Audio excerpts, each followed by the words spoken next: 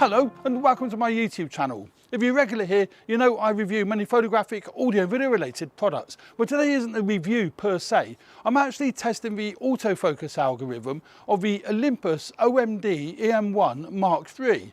Now I had the EM1 Mark II, I sold that. It was a great stills camera and I love the grip. In fact, it was my favourite camera as far as grips were concerned and ergonomics. But the video features were just a little bit idiosyncrasy. It had some features that I wouldn't have said were features. They actually annoyed me for video production, so I sold the camera. But I was hoping the EM1 Mark III has resolved all of them. It's resolved one or two of them, but there's still some that have carried over from the previous Olympus cameras, even including the EM1X apparently. That seems to have the same sort of idiosyncrasies as what the EM1 Mark III has. But apparently OMD Solutions, who now own the Olympus brand as far as cameras are concerned, have actually done a lot of work on the autofocus algorithm to make this camera so much better. It's got a true Pix9 processor, unlike the EM1 II, so that should really help.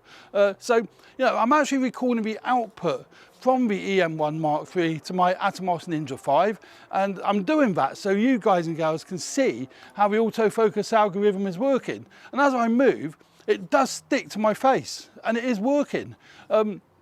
Although I have noticed on various tests I was doing earlier, it didn't stick on my face, it kind of stuck on the tree. But if I look down the camera lens, then I do find it is sticky. It is really good. And even as I move around, you can see it's really, really sticking. Now, the EM1 Mark II wouldn't have done that. It would have gone straight off and probably focused on something in the background as opposed to focusing on my face. Also, the Panasonic cameras, which are also micro four thirds, are hopeless for autofocus. And that's predominantly because Panasonic cameras have stuck with their depth from defocus system, which is basically a posh word for contrast detect autofocus.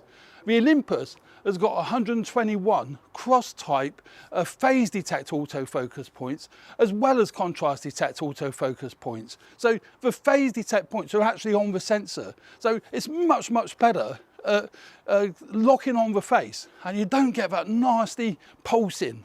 With Olympus cameras, with Panasonic cameras, you may notice on some, when I've done videos with the Panasonics before, the background pulses a little bit. That's because of a contrast detect autofocus.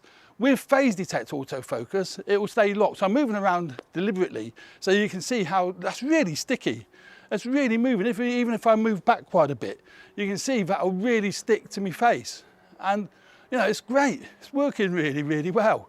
I've actually got fitted a neutral density filter, a variable ND filter to my lens, so I can actually shoot an f2.8 aperture.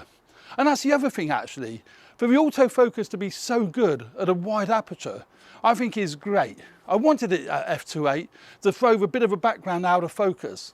Obviously, if I shot at f5.6 or f8, the background won't be out of focus. Although, to be fair, I'm not very far away from the background.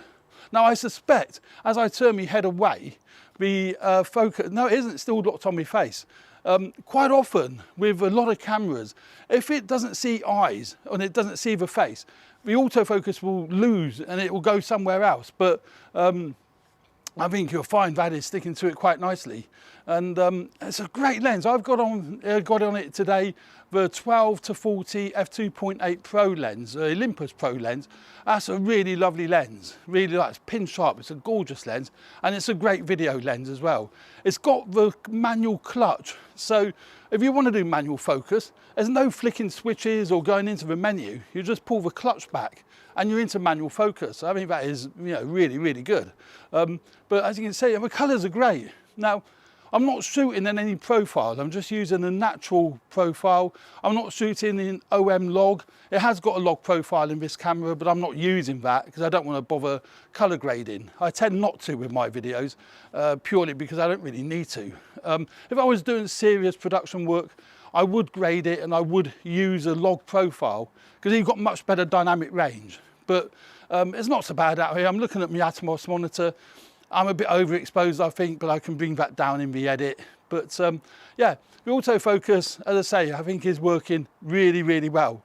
And it'll work well as well with other lenses. I mean, I've got the here I've got the 12 to 100, the 40 to 150 Pro lens, and you know the autofocus on that is gorgeous. So there's no reason why it won't work so well with this lens as it does, you know, with the 12 to 40 lens fitted to the camera. And this is again one of their Pro lenses, f2.8. That's a 40 to 150, so that's equivalent basically to 80 to 300 if I had that fitted to a full frame body.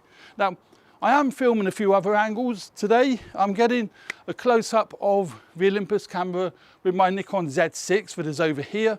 That's the Nikon Z6, that's doing the close-up shots. That's got the Nikon 50mm f1.8 lens fitted to it. And then behind I've got the Canon M50 Mark II. Can't remember what lens is on that one. I think it's, oh, I know what it is. It's the 10 to 18 via an adapter. So that's the three cameras. And obviously I've got the EM1 Mark III with the Olympus 12 to 40 Pro lens getting the main shot. And as I say, I will drop in shots from my Atomos recorder so you can see how good this autofocus is. And I'm hoping when I look at the results on the computer, they match what I'm seeing on my Atomos Ninja 5. I can't see any reason why they wouldn't, but we won't know that to actually study it, you know, on the computer. But yeah, there you go. I will be doing a separate video on some of the idiosyncrasies with video production with the Olympus. I think if you are going to buy this camera or use this camera for video, you really do need to know some of the issues that you will come up against. Some of them are not necessarily important, but some of them may affect how you use the camera. So again, I don't think this is going to be a main video camera for me because of these other issues, but not because of quality. The quality is fantastic. So as you can see here, and leave any comments in the comment section below if you like this video, or you have other suggestions. That would be fantastic. And please subscribe and like this video, and hit the like button if you do like this video. That'd be really, really helpful. Appreciate that. Helps me grow the channel. And please subscribe. So there we go. Thanks very much for watching. There will be other videos relating to the Olympus EM1 Mark III, and obviously all my other stuff that I review.